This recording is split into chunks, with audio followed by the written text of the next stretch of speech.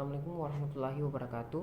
Perkenalkan, nama saya Jumran, nomor stambut 040 2019 0024, kelas C6, Etika dan Tanggung Jawab Profesi Hukum.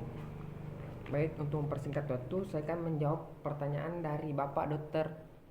Hardianto Janggi SH MH, yaitu yang pertanyaan pertama, yaitu pada menit keberapa pada video tersebut penjelasan tentang hakikat kode etik, tujuan kode etik, fungsi kode etik, dan rahasia kode etik. Baik, untuk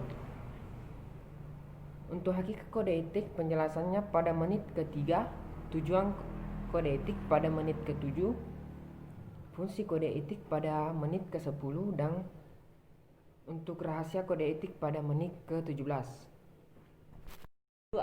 Apa makna yang terkandung pada hakikat kode etik?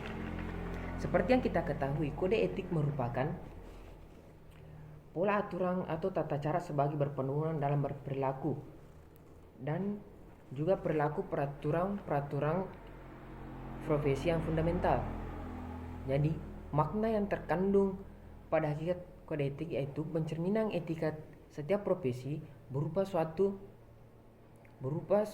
ikatan, aturan atau tata tertib dan norma yang diindahkan atau kaidah yang bersifat petunjuk, larangan-larangan yang tidak boleh diperbuat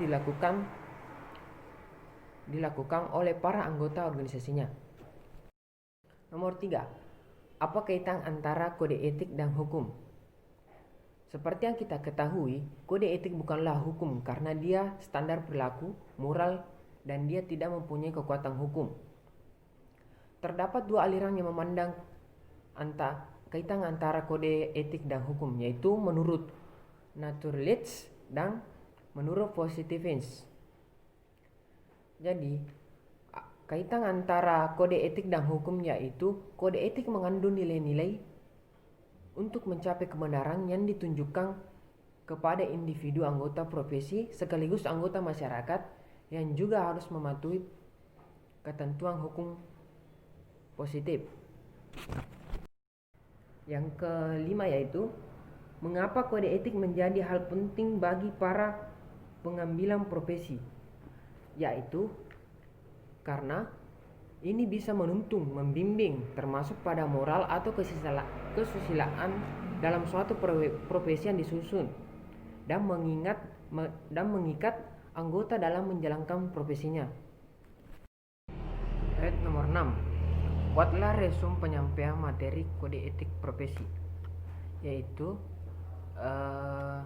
kode etik yang merupakan peraturan dasar perilaku yang dianggap perlu profesi untuk melaksanakan fungsinya secara jujur dan menjaga kepercayaan masyarakat. Kode etik profesi ini juga bertujuan untuk menjunjung tinggi martabat profesi, menjaga dan memelihara kesejahteraan para anggotanya, dan meningkatkan pengabdian para anggota profesi. Dalam kode etik profesi ini kita dapat mengetahui apakah profesi itu dilakukan dengan etikat baik dan diuji dan juga harus diuji dengan standar profesional yang sama dengan keadaan yang sama. Pada keadaan yang sama. Itulah hasil jawaban yang telah saya paparkan. Mohon maaf apabila ada kesalahan kata. Saya hanya manusia biasa, tidak luput dari kesalahan. Wabillahi taufiq wa hidayah. Wassalamualaikum warahmatullahi wabarakatuh.